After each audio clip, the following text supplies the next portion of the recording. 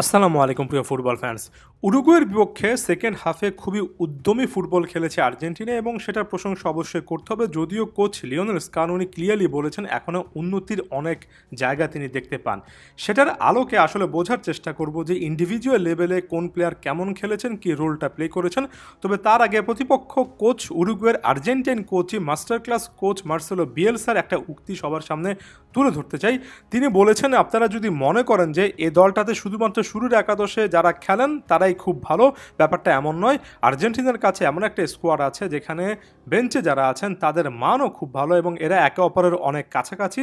শুধুমাত্র Lionel Messi সবার আলাদা, বাকিদের লেভেলটা খুব কাছাকাছি। অর্থাৎ এখানে মার্সেলো বিয়েলসা বলেছেন লিওনেল স্কালোনির কাছে সত্যিকার অর্থে একটা স্কোয়াড আছে, যে স্কোয়াডে তিনি স্টার্টিং লাইনআপে যাদেরকে নামান তাদের বাইরেও যারা আসলে বেঞ্চে থাকেন, সাব হিসেবে থাকেন, তাদের মানটা কাছাকাছি। লিওনেল মেসিকে একটা সাইডে তিনি রাখলেন, বাকি সকল প্লেয়াররা যথেষ্ট স্কিলফুল এবং কাছাকাছি মানের, এটাও কিন্তু ব্যাখ্যা করলেন এবং এটার মাধ্যমে ক্লিয়ারলি বলতে চাই অনেক সময় আমরা যে অতিরিক্ত সমালোচনা করি দল নিয়ে, সেটার ক্ষেত্রে বিএলসার কথাটা মাথায় রাখবেন। একটা দলে যখন অনেক কাছাকাছি ট্যালেন্টের অনেক অপশান থাকে তখন কোচের জন্য এটা অনেক সময় কঠিন। তারপর আমার কাছে তো মনে হয় স্কালোনি কঠিন একটা ম্যাচে খুব পারফেক্ট একটা একাদশ এবং পরবর্তীতে ভালো সিদ্ধান্ত নিয়েছেন।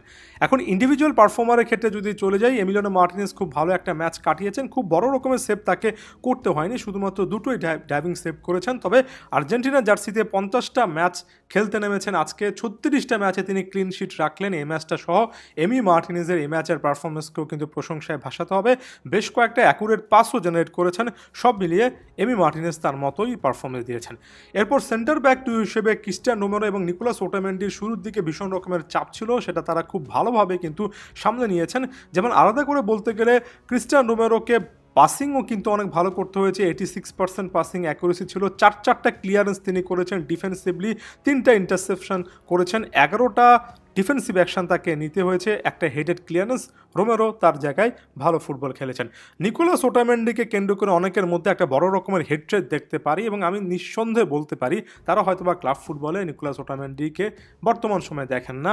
ওটামেন্ডি যে ফর্মে আছেন ক্লাব এবং জাতীয় দল মিলিয়ে, এখনও তাকে বাদ দেওয়ার সময় আসেনি, এটা নিশ্চিত করে বলা যায়। যারা ক্লাব ফুটবল দেখেন তারা নিশ্চয়ই এটা বলতে পারবেন। ডিফেন্সিভলি একটা ভালো ম্যাচ কাটিয়েছেন, 8টা ক্লিয়ারেন্স নিয়েছেন, দুটো হেডেড ক্লিয়ারেন্স ছিল, দুটো ইন্টারসেপশন ছিল, 13টা ডিফেন্সিভ অ্যাকশন, 3টা বল রিকভারি এবং এটার সাথে 86% পাসিং অ্যাকুরেসি। নিকোলাস ওটামেন্ডিও তার জায়গা থেকে আমার কাছে মনে হয় ভালো একটা পারফরমেন্স দিয়েছেন। যদিও আরেকটু বেশি কনসেন্ট্রেটেড, মাঝখানে একটু ভুল করার প্রবণতা, এটা এখনও কমানোর যায়, এটা বলা যায়। নাহুয়েল মলিনা সব মিলিয়ে 90 মিনিটে মাঠে ছিলেন, 76% পাসিং অ্যাকুরেসি ছিল। এটা এই জিনিসটা বলে যে মলিনাকে যখন প্রেশার করা হয়েছে, তাকে যখন হাই প্রেস করা হয়েছে, তখন অনেক সময় কিন্তু মলিনা বল লুজ করেছেন, এটা একটা চিন্তার বিষয়। তবে একই সঙ্গে এটাও মনে রাখবেন যে দুটোর মতো তিনি চান্স ক্রিয়েট করেছেন বা সেখানে ভূমিকা পালন করেছেন এবং ফাইনাল থার্ডে 3টার মতো পাস দিয়েছেন, ডিফেন্সিভলি 4টা ক্লিয়ারেন্স করেছেন এবং সব মিলে 4টা রিকভারি করেছেন। তবে 1 ভার্সেস 1 সিচুয়েশনে মলিনার যে এখনও কিছু না কিছু সমস্যা আছে সেটা বোঝা যায়। নিকোলাস তাগলিয়াফিকো ডিফেন্সিভলি সবচেয়ে সেরা পারফরমেন্সটা দিয়েছেন এবং একটা সময় যখন ভীষণ রকমের চাপে আর্জেন্টিনা ছিল তখন এই লেফট ব্যাক ক্লিয়ার কাটভাবে ডিফেন্সিভলি এবং ওভারঅল দলের মধ্যে বেস্ট বা অন্যতম সেরা একটা পারফরমেন্স দিয়েছেন। আমার কাছে এটা নিয়ে বিন্দুমাত্র কোনো ডাউট নেই। 4টার মধ্যে 3টা ট্যাকেলই কমপ্লিট করেছেন, 4টা ক্লিয়ারেন্স ছিল, 4টা হেডেড ক্লিয়ারেন্স, অর্থাৎ হেডে অনেকগুলো বল ক্লিয়ারেন্স করেছেন, ইন্টারসেপশন করেছেন 5টা, ডিফেন্সিভ অ্যাকশন সর্বোচ্চ 15টা করেছেন, রিকভারি ছিল 3টা। এর পাশাপাশি 55টা টাচে 26টা পাসের মধ্যে 88% পাসিং অ্যাকুরেসি রেখেছেন।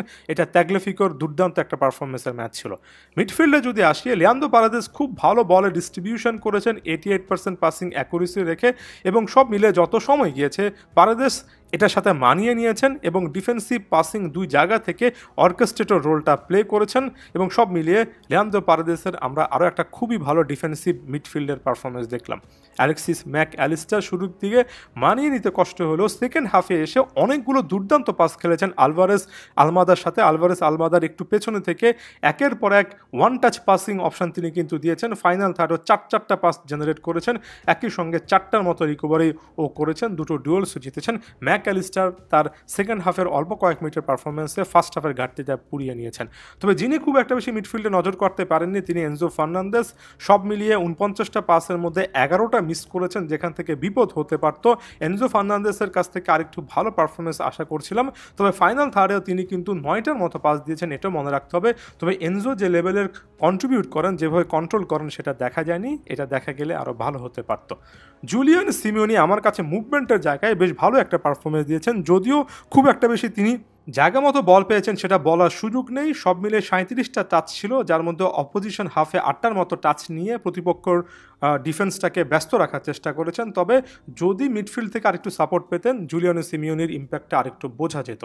হুলিয়ান আলভারেজ সেন্টার ফরওয়ার্ড হিসেবে সেরা ম্যাচ কাটিয়েছেন সেটা বলবো না, তবে সেই গোলটার অ্যাসিস্টটা তিনিই করেছেন এবং নিচে নেমে এসে অনেক ভালো ফুটবল খেলেছেন। 4টা ড্রিবলের মধ্যে 3টা সাকসেসফুল ড্রিবল করেছেন, ফাইনাল থার্ডে 5টার মতো পাস দিয়েছেন এবং বড় মতো একটা এনার্জেটিক আলভারেজময় পারফরমেন্স দেখলাম।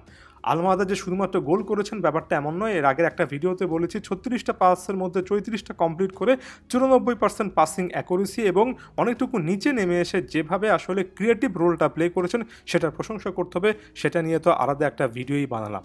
বদলি হিসেবে নেমে নিকো গঞ্জালেজের পারফরমেন্সটা ভালো বলা যেত যদি আনফর্চুনেটলি সে রেড কার্ডটা না দেখতে পারতেন। তবে প্যালাসিয়াস, বালের্দি, কোরেয়ারা তাদের মতো অল্প কয়েক মিনিটে ভুল করেননি, এটাই ভালো দিক। তবে ওই যে বললাম ডিফেন্সে কিছুটা উন্নতির জায়গা, মিডফিল্ডে এনজোর সেই পজিশনটাতে আরেকটু ডেভেলপমেন্ট এবং সেটার সূত্র ধরে জুলিয়ানো সিমিওনের ওই পজিশনটাতে আরেকটু ডেভেলপমেন্ট, ফাইনাল থার্ডে আরেকটু বল তাদেরকে দেওয়া, এমন ছোট ছোট জায়গাগুলোতে আর্জেন্টিনার উন্নতির এখনও অনেক সুযোগ আছে। ধন্যবাদ সবাইকে।